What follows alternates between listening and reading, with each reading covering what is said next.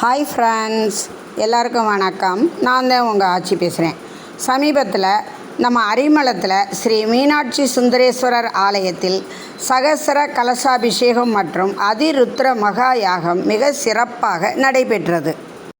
அதிருத்ரம் 11 ஆவர்த்தியும் சரியாக 250 சிவாச்சாரியார்களால் ருத்ர பாராயணம் நடைபெற்றது.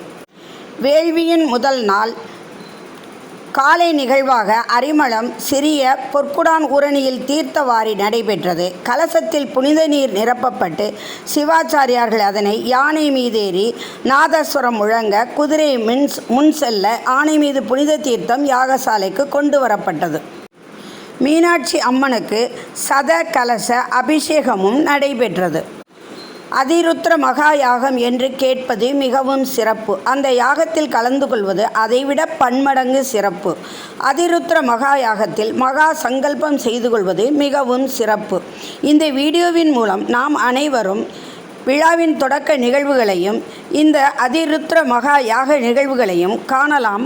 இந்த அதிருத்ர மகா யாக பெருவிழாவை பற்றி சில விஷயங்களை மாயவரம் ராவண்ணாமனா சிதம்பரம் என்று அழைக்கப்படும் ஐயா அவர்கள் விளக்குகிறார்கள். அன்பார்ந்த ஆன்மீக பெருமக்களுக்கு வணக்கம். அரியதொரு மகா வேள்வியை காண்பதற்கு ஒரு அரிய வாய்ப்பு. புதுக்கோட்டை மாவட்டத்தில் அமைந்துள்ள அரிமளம் எனும் நல்லூரில் அமைந்துள்ளது அருள்மிகு மீனாட்சி சுந்தரேஸ்வரர் திருக்கோவில். அற்புதம் நிறைந்த கற்கோவில், அரிமளம் நகரத்து சிவன் கோவில், கற்பனைக்கு எட்டா கலைக்கோவில், காண்பவர் வியக்கும் சிவன் கோவில், உலக நன்மைக்காகவும் உலகம் முழுவதும் வாழ்கின்ற மக்களின் நலத்திற்காகவும் சிவனுக்கு மிகவும் உகந்த யாகமான அதிருத்ர மகா யாக பெருவிழா நிகழும் விசுவாவசு ஆண்டு மாசி மாதம் 7ஆம் தேதி முதல் 10ஆம் தேதி வரை 2026ஆம் ஆண்டு பிப்ரவரி திங்கள் 19/2/2026 முதல் 22/2/2026 வரை செட்டிநாட்டு சீமையில் சிறப்புற்று விளங்கும் அரிமளத்தில் மிக பிரம்மாண்டமாய் நடைபெற உள்ளது. இந்த அதிருத்ர மகாயாக வேள்வியில் 301 சிவாச்சாரியார்கள் வேத மந்திரங்கள் முழங்க உள்ளார்கள். 14,641 ஆவர்த்தி ஸ்ரீ ருத்ர ஜபமும் 1452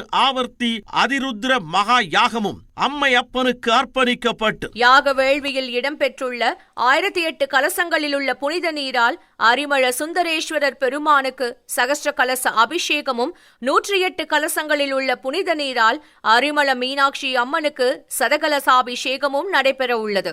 அதிருத்ர மகா யாக பெருவிழாவில் தமிழகத்தில் தலை சிறந்து விளங்கும் 12ற்கும் மேற்பட்ட சைவ திருமடங்களின் ஆதீன கர்த்தகர்கள் கலந்து கொண்டு ஆசி வழங்க உள்ளார்கள். 19/2/2026 வியாழக்கிழமை காலை 7:31 மணிக்கு முதல் காலை யாக பூசை. 20/2/2026 வெள்ளிக்கிழமை காலை 7 மணிக்கு 2ஆம் கால யாக பூசை. 20/2/2026 வெள்ளிக்கிழமை மாலை 4 மணிக்கு 3ஆம் கால யாக பூசை. 21/2/2026 சனிக்கிழமை காலை 7 மணிக்கு 4ஆம் கால யாக பூசை. 21/2/2026 சனிக்கிழமை மாலை 4 மணிக்கு 5ஆம் கால யாக பூசை. 22/2/2026 ஞாயிற்றுக்கிழமை காலை 4 மணிக்கு 6ஆம் கால யாக பூசை. 22/2/2026 ஞாயிற்றுக்கிழமை காலை 7 மணிக்கு மேல் கடங்களின் புறப்பாடு. சிவனுக்கு 1008 கலச அபிஷேகம், அம்மனுக்கு 108 கலச அபிஷேகம், சிவனுக்கு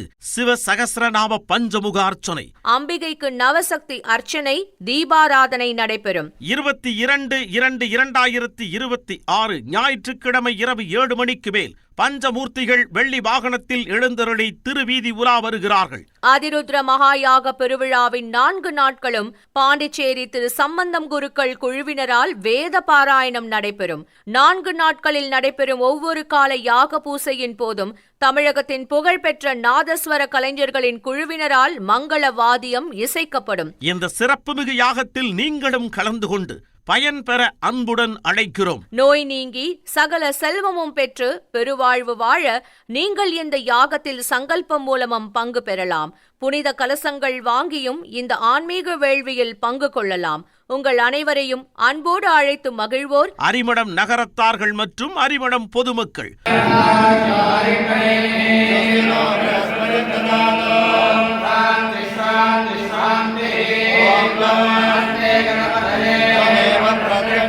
त्वमसि त्वमेव केवलं दत्तासि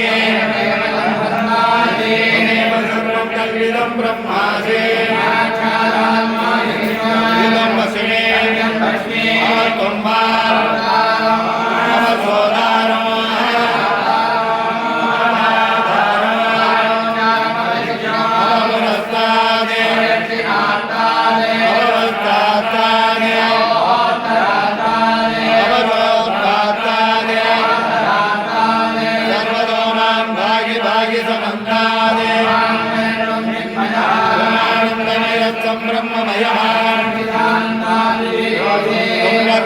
ब्रह्मासि सर्वं जगदिदं दत्तो जायते सर्वं जगदिदं कैलयमेष्यते त्वं भूमिरापो नरो निलो नभः त्वं गुणत्रयाधीनः गुणत्रयाधीनः त्वं शक्तित्रयात्मनः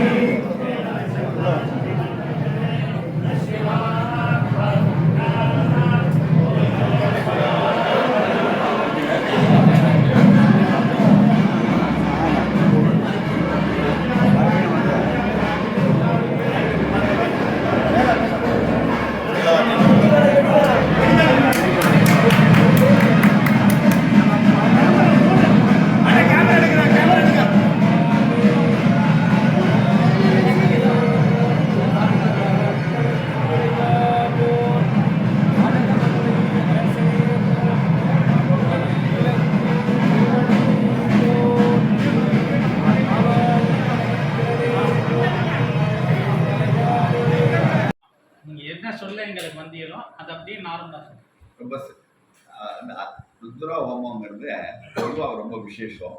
அதில் வந்து மகாருத்ரம் இருக்கு, அதுக்கு மேலே அதிமகாருத்ரம் இருக்கு. எல்லாவற்றுக்கும் மேலாக அதிருத்ர ஹோமங்கிறது மிக சிறப்பு வாய்ந்தது. இந்த ருத்ர ஹோமத்தினுடைய அடிப்படையாக இருக்கக்கூடிய ருத்ர ஹோமத்தினுடைய பலன் என்னன்னு கேட்டிங்கன்னா, திருச்செங்கண்டாங்குடியில் உத்ராதீஸ்வரர் திருக்கோயில் பிள்ளைக்கறி சமைத்த ஊர் அது. சிறுத்தொண்டர் சாமியை வந்து பரிசோதித்து அவருடைய வைராக்கியத்தை பாராட்டி அவரை வந்து ஞான மோட்சம் கொடுத்து அவரே வந்து மோட்சத்துக்கு அழைத்து கொண்டு போனதாக அந்த ஊருடைய வரலாறு. சிவபெருமானுடைய பொற்பாதங்கள் பெற்ற திருச்செங்கண்டாங்குடி அதற்கு ஒரு மிகப்பெரிய பாக்கியம் உள்ளவங்க அந்த ஊரில் இருக்க முடியும், பார்க்க முடியும், தரிசிக்க முடியும். முழுவதும் தங்கத்தாலான திரும்பி அந்த ஊரில் ஒரு போன முறை நடந்த கும்பாபிஷேகத்தில் மிகப்பெரிய அளவில் பணத்தட்டுப்பாடு அந்த கோயிலில் ஏற்பட்டது. அந்த பணத்தட்டுப்பாடுகள் இந்த காலம் மாதிரி அப்போ 10 லட்சம் 15 லட்சம் கொடுக்கறதுக்குலாம் ஆட்கள் இல்லை. ஒரு 20-24 வருஷங்களுக்கு முன்னாடி அந்த நேரத்தில் உடனே அப்போ இருந்த மடாதிபதி சொன்னார், பணம் இல்லையே செட்டியார், என்ன பண்ணலான்னு யோசனை பண்ணிட்டு இருக்கேன். அதுக்கப்புறம் அன்னைக்கு சாயங்காலம் பசுமடத்துலேருந்து என்னை கூப்பிட்டு அனுப்பிச்சு, இந்த மாதிரி நம்ம வந்து ருத்ர ஹோமம் பண்ணுவோம்னா, தாராளமாக பண்ணுங்க சாமின்னு. அப்போ அவர் சொன்னார், ருத்ர ஹோமம் பண்ணால் நம்ம என்னெல்லாம் கேட்குறோமோ அதெல்லாம் சிவபெருமான் கொடுப்பாரு. அதற்கு வந்து அதனால தான் இதைத்தான் அதைத்தான்னு சொல்றதுக்கு தான் ருத்ர ஹோமம். அதனுடைய ருத்ர ஹோமத்தினுடைய வடமொழியுடைய தமிழாக்கம், எனக்கு இறைவா இவைகளெல்லாம் கொடுத்தருவாயாக. அதில் வந்து அவங்க சமகான்னு சொல்லுவாங்க, இதை கூட அதை கொடுப்பாங்க. நம்ம வந்து நம்முடைய நடைமுறையில் இறைவா எங்களுக்கு கும்பாபிஷேகத்துக்கு பணத்தை கொடுன்னு சொன்னாங்க. ஒரே நாளில் ஒரு திடீர்னு எதிர்பாராக்காம ஒரு நண்பர் வெளியூர்லேருந்து வந்து 14 லட்சம் ரூபா அந்த காலத்தில் கொண்டாந்து சாமி காலடியில் வச்சு, சாமி இது திருப்பணி செலவுக்கு எடுத்துருங்க அப்படின்னு சொன்னார். அது வந்து என்னுடைய வாழ்நாளில் நான் பார்த்த வியந்த அற்புதமான உண்மை. அதற்கு காரணம் அந்த ருத்ர ஹோமமும் அந்த அபிஷேகமும் தான் காரணம், கணபதீஸ்வர பெருமானுக்கு பண்ணது. எனவே ருத்ர ஹோமம் என்பது நம்முடைய எதெல்லாம் தேவையோ அது கிடைக்கும். இந்த 16 அத்தியாயங்கள் அதில் உண்டு. சிவபெருமானுக்கு எப்படி அகோர முகம், தத்புருஷாய அந்த 6 முகங்கள் உண்டோ, அது மாதிரி ருத்ரத்தில் அது 6ஐயும் உள்ளடக்கி 11 பிரிவுகளாக பிரிக்கப்பட்டிருக்கு. ஆனால் சாஸ்திரபூர்வமாக 11 அத்தியாயங்களை பாராயணம் பண்ணிட்டு ஏதாவது ஒரு மந்திர சொல் விட்டுப்பட்டிருந்தா கூட அது தவறாயிடுங்கிறதுனால எல்லா விஷயம் தெரிஞ்ச மகா பெரிய குருக்கள்லாம் 11க்கு அப்புறம் 12வது முறையாக தனியாக ஒரு முறை அதற்காகவே அந்த ருத்ர ஜபங்களை பண்ணி மிக பிரம்மாண்டமான முறையில் அதுக்கு பலனை தருவாங்க. என்னுடைய நண்பர் திருவண்ணாமலை கோயிலில் பெரிய கஷ்டப்பட்டு அண்ணாமலையாருக்கு முன்னாடி அந்த ருத்ர ஹோமம் நடத்தினார். அவரே சிங்கப்பூரில் தலைமை குருக்களாக இருந்தார். அவர் பேர் ஜெக்குங்கிற பாலச்சந்திர குருக்கள். அவருடைய உறவினர் தான் சவேச குருக்கள் ஐயா. அவங்க வந்து அங்கே இல்லைங்க எங்கள் எல்லாருக்கும் சங்கல்பம் பண்ணி வச்சு அந்த அதிமகாருத்ர ஹோமத்தை அங்கே நடத்துனாங்க. அவங்க 144 பேர் வச்சுருந்தாங்க. 12க்கும் 12ங்கிற கணக்கில் 1000க்கு 1ங்கிற 1000 நாமாக்கள் சொன்னால் ஒரு நாமாக்களுக்கு ஆவர்த்தி அப்படிங்கிற முறையில் அந்த அதிமகாருத்ர ஹோமத்துக்கு பிரம்மாண்டமான ஏற்பாடுகள் செய்து அதுவும் அண்ணாமலையார் திருக்கோயிலில் மிக அற்புதமாக நடந்தது. அது மிக சிறப்புக்குரியது. அதற்கு பிறகு எங்களுடைய அன்பேஸ்வரம் வளர்ச்சி நல்லா இருந்தது. அதற்கு அடுத்தபடியாக ராமேஸ்வரம் கோயிலில் ராமநாத சுவாமிக்கு முன்னாடி அதே ஹோமம் அங்கே நடந்தது. ஆனால் அங்கே அந்த டெம்பிள் அத்தாரிட்டிஸ் வந்து அது மக்களுக்கு இடையூறாக இருக்குங்கிறதுனால ஒரு மண்டபம் பிடிச்சி அந்த மண்டபத்தில் நடத்த சொன்னாங்க. அதற்கு நாங்கள்லாம் போயிருந்தோம். நல்ல வாய்ப்பு அது. அப்போ என்னுடைய கூட இருந்த பார்லிமெண்ட் மெம்பர் எல்லோரும் கூட வந்து கலந்துக்கிட்டாங்க. என்ன நடந்ததுன்னு கேட்டிங்கன்னா, அவ்வளோ பெரிய அதிமகாருத்ர ஹோமம் பண்ணுறதுக்கு எப்படி குருக்களையாவுக்கு பணம் சேரப்போகுது? திருவண்ணாமலை இப்போ தானே ஒரு 3 வருஷத்துக்கு முன்னாடி நடத்தியிருக்காரு. எப்படி பணம் கிடைக்க போகுதுங்கிறது ஒரு சந்தேகம் இருக்குது. அப்போது மலேசியாவிலேருந்து டாக்டர் பத்மனின்னு ஒரு அம்மா வந்து, என்டையர் செலவை நான் ஏற்றுக்கிறேன், நீங்கள் அதை பண்ணுறது ரொம்ப விசேஷம், இங்கே பண்ணுறது மட்டும் இல்லை, நீங்கள் டீமோட வந்து திருக்கைலாயத்தில் எங்களுக்கு வந்து அதிமகாருத்ர ஹோமம் பண்ணித்தரணும்னு எல்லாரையும் ஃப்ளைட்டில் கூட்டிகிட்டு போய் அங்கே போய் அவங்க வந்து திருக்கைலாயத்தில் எல்லா விதமான இதுகளும் வேள்வி சாலைகளும் அமைச்சு மிக அற்புதமாக கைலாயத்தில் போய் அதிமகாருத்ர ஹோமம் பண்ணதுங்கிறது அளப்பரிய சாதனை. அதை வந்து அவங்க கொண்டாந்து பண்ண பிறகு இன்னைக்கு அவங்க ஒரு பெரிய அளவில் எல்லா கோயில்களுக்கும் நல்ல தான தர்மங்கள் பண்ணுற சிந்தனையோட அவங்க வாழ்ந்து வராங்க. குருக்கள் ஐயா மலேசியா விட்டுட்டு வந்துட்டு இங்கே வள்ளலார் கோயிலில் ஜாயின் பண்ணி வள்ளலார் கோயில் என்பது ஞானத்திற்கு வள்ளல், மாயோர்நாதர் கேட்டதெல்லாம் கொடுக்கக்கூடிய வள்ளல், வாக்குக்கு வள்ளல், இந்த பெருஞ்சேரியில் இருக்கக்கூடிய வாக்கு காட்டும் வள்ளல், அந்த மாதிரி மார்க்கம் காட்டும் வள்ளல் மார்க்க சாகேஸ்வரர் மூவூரில் இருக்கார். அந்த மாதிரி துறை காட்டும் வள்ளல் இங்கே விளநகரில் இருக்கார். இந்த வள்ளல்களுக்கெல்லாம் மேலானவர் மாயூர்நாத பெருமான், கேட்டதெல்லாம் அளிக்கக்கூடிய வள்ளல். அவற்றை எப்படி கேட்டதெல்லாம் கொடுக்குறப்போ அந்த மாதிரி நீங்கள் ருத்ர ஜபம் அதிமகா ருத்ர ஜபம் பண்ணுனா உங்களுக்கு என்ன தேவையோ அனைத்தையும் கொடுப்பார். மிக முக்கியமாக இந்த பேம்ப்ளெட்ல எல்லாருமே நீங்கள் சொல்லியிருக்கீங்க. 2 விஷயங்கள் அதில் மிகுந்த குறிப்பாக எடுத்துக்கணும். ஒன்று, பெரும் பொருள் சேரும். 2வது, ஆயுளுடைய காலம் மிக அதிகமாக நீடிக்கப்படும் ருத்ரம் பண்ணுறதுனால. ருத்ரம் ஜபிக்கிறதுனால 3வது பலன் என்னன்னு கேட்டிங்கன்னா, உங்களுடைய மனதில் என்னெல்லாம் எண்ணங்கள் இருக்கோ அந்த எண்ணங்கள் நல்லதாகவும் தூய்மையாகவும் இருக்கும் பட்சத்தில் அது 100% அந்த அதிகமாக இருக்கிற ஹோமத்தில் கலந்துக்கிறவங்க, பிரார்த்தனை பண்ணுறவங்க, அதுக்கு உதவி பண்ணுறவங்க, சரீர பிரயாச, பண பொருள் உதவி, இது எல்லாம் செய்கிறவங்களுக்கு கிடைக்கும். அதனால் வாழ்க்கையில் எத்தனையோ விதமான ஹோமங்கள் உண்டு. கணபதி ஹோமம் இருக்குது. அந்த மாதிரி எதிரிகள் தொல்லையிலேருந்து நீக்கிறதுக்காக உங்களுக்கு முருகப்பெருமானுக்கு நிறையா பேர் சத்திர சங்கா ஹோமம் பண்ணுவாங்க. கணபதி ஹோமத்திலே பலவிதமான ஹோமங்கள் செய்வாங்க. அப்புறம் மிகப்பெரிய அஸ்திர ஹோமங்கள் பண்ணுவாங்க, எதிரிகளுக்கு தொல்லைகள் நீங்கணுங்கிறதுக்காக. அந்த மாதிரி பிரித்திங்கராவுக்கு அமாவாசை தோறும் மிளகாயில் ஹோமம் பண்ணுவாங்க. ஒவ்வொரு ஊர்லேயும் ஒவ்வொரு ஐதீகம் இருக்குது. அந்த மாதிரி பொள்ளாச்சி பக்கத்தில் இருக்கக்கூடிய மாசான அம்மனுக்கு மிளகா அரைச்சி தான் சாப்பிடுவாங்க, அது எதிரிகள் தொல்லை நீங்கணுங்கிறதுக்காக. ஆனால் இவைகளெல்லாம் அப்பாற்பட்டு இறைவன் திருவடிகளை நிரந்தரமாக அடைய வேண்டும், இகபகர சுரங்களை நம்ம அணிவிக்கணும்னா அதற்கு ஒரே உன்னதமான ஹோமம் அதிகமாக ஹோமம். இதில் இந்த 11 அத்தியாயங்கள்லையும் என்ன சொல்லப்பட்டிருக்குன்னு கேட்டிங்கன்னா, இந்த ஒவ்வொரு முகத்துக்குரிய அதனுடைய தன்மைகள் முழுக்க அதில் மந்திர வடிவங்களாக சொல்லப்பட்டிருக்கு. இந்த 6 முகங்கள் வாமதேவம், சத்திய சாதகம், இந்த மாதிரி இருக்கக்கூடிய ஒவ்வொரு முகத்திற்கும் சொல்லுவாங்க. இதில் வாமதேவங்கிறது மிக குறிப்பிட்ட தகுந்த ஒரு முகம். அது மாதிரி நம்ம தேவகோட்டையில் பாலகவி ராமநாதன் செட்டியார் அவங்க மிக சிறப்பாக சிவ பூஜை பண்ணுறவங்களுக்கு உபதேசம் பண்ணுறது அகோர சிவம் தான். அகோர சிவத்தை தான் அவர் ரொம்ப விரும்பி கூறுவார். எப்பவுமே அக்னி இல்லாமல் அக்னி மூட்டி அக்னியில் ஆவாகனம் பண்ணி அதனுடைய திரவியங்களை கூட்டாமல் எந்த பூஜை பண்ணாலும் அது நிறைவடையாது. அதனால ஒரு சின்னதாக நம்ம ஒரு அக்னி வளர்த்து ஒரு 4 ருத்ர வார்த்தை சொல்லிட்டு தான் அந்த பூஜையை பண்ணணும்னு அவங்க சொல்லுவாங்க. அதனால் ருத்ரத்தினுடைய மகிமைகளை சொல்கிறதுங்கிறது மனிதர்களால் இயலாத விஷயம். ருத்ரம் இறைவனால் படைக்கப்பட்டது, இறைவனுக்காக சமர்ப்பிக்கப்பட்டது. அதை செய்ய தெரிந்தவர்கள் குறைவு. செய்ய தெரிந்தவர்கள் குறைவாக இருந்தாலும் அதை வச்சு செய்யறதுக்கு யாரும் முன்வாரதில்லை. 2 காரணங்கள். ஒன்று, அதை பற்றி முழுமையாக தெரியாது. இன்னொன்று, முறைப்படி பண்ணணும்னா அதுக்கு ஒரு பெரிய செலவாகும். இதுக்கு 2ம் பயந்து பண்ணுறது. சாதாரணமாக ருத்ரஹோமம் பண்ணுறதுக்கே பயப்படுவாங்க. ஆனால் இப்போ இருக்க தர்மபுரம் மகா சன்னிதானம் இதை பற்றி முழுமையாக தெரிஞ்சதுனால அவருடைய 60வது ஆண்டு இப்போ நிகழ்வு இந்த இன்னும் ஒரு 2-3 மாதங்களில் அவருடைய சச்சத்தை பூர்த்தி நடக்க இருக்குது. அதனால் கிட்டத்தட்ட சைவ கோயில்களில் மிக குறிப்பிடத்தகுந்த கோயில்களாக ஒரு 121 கோயில்களை எடுத்து அத்தனை கோயில்களுக்கும் அவர் ருத்ராபிஷேகம் தான் பண்ணுறாரு. அதை பற்றி அவங்க முழுமையாக தெரிஞ்சவங்க. அப்பேற்பட்ட தெரிஞ்சவங்களே அரிமளத்துக்கு 3 நாள் தங்குறாங்கன்னா அதை விட பாக்கியம் வேறு எதுவும் அரிமளம் மக்களுக்கு வேண்டியதில்லை. மிக அற்புதமான விஷயம்.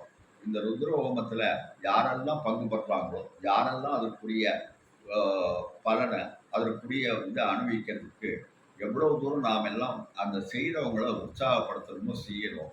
ஒரு தமிழில் ஒரு நல்ல மரபு உண்டு, தொண்டருக்கு தொண்டராகி நின்றார்பாங்க. அப்பர் பெருமான் சொல்வார், என் கடன் பணி செய்து கிடப்பதேன்னு சொல்வார். அதனால் இறைவனுக்கு நம்ம போய் தொண்டு செய்கிறத விட இறை அடியார்களுக்கு தொண்டு செய்வது மிக உன்னதமானதுன்னு சொல்லுவாங்க. அதனால தான் அந்த சிவனடியார்களை அழைத்து சிவபூஜை பண்ணுறது, அவங்கள உபசரிக்கிறது, வஸ்திரம் கொடுக்கறது, அவங்களுக்கு தேவையானதை பண்ணி கொடுக்கறது. இதை ரொம்ப கூர்மையாக பார்த்தீங்கன்னா 63 நாயன்மார்கள்லையும் மிக சிறப்பாக ஒவ்வொருத்தர் ஒரு காரியம் பண்ணியிருக்காங்க. ஒருத்தர் தன்னுடைய சிவனடியாருடைய உடைகளை எல்லாம் துவைச்சு கொடுத்துருக்காங்க. ஒருத்தர் வந்து அவங்களுடைய கோபையினத்தை தயார் பண்ணி கொடுத்தது அவருடைய வேலை. ஒரு சிவனடியார் முருகநாயனார் அவர் வந்து மலர் தொண்டின் மூலமாகவே இறைவனுடைய திருப்பாதங்களை அடைந்தவர். இன்னொரு சிவனடியார் நம்ம இதுக்கு பக்கத்தில் இருக்கு, பேரளத்துக்கு பக்கத்தில், அந்த ஊரில் ஓடுற தண்ணியில் நின்று அவர் ருத்ரம் ஒன்றை ஜெபித்ததுனால அவர் வந்து மோட்சத்துக்கு போனார்.